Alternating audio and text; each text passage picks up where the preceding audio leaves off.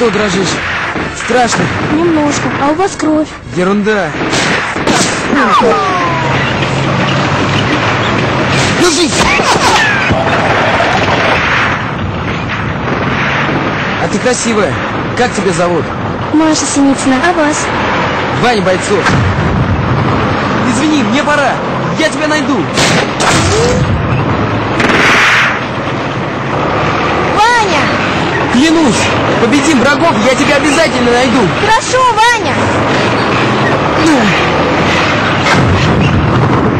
Ваня, я буду ждать тебя, слышишь? Я очень буду ждать.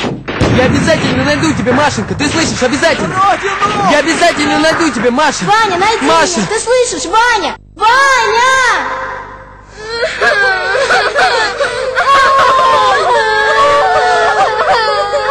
Нашли. Так и пропала моя Маша Синицына.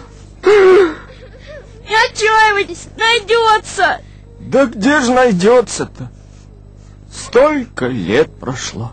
Может, про нее в учебниках чего есть? Или в старых газетах. Точно, в старых подшивках. Или в музее.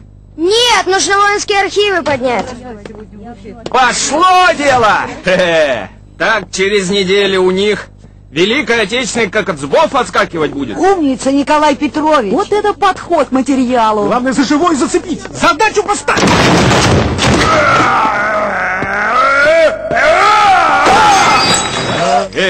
Поосторожней, Сергей Анатольевич. Тише, тише, не надо, не мешайте. У него сейчас в 4 Б неандертальский период. Удачи вам, Сергей Анатольевич.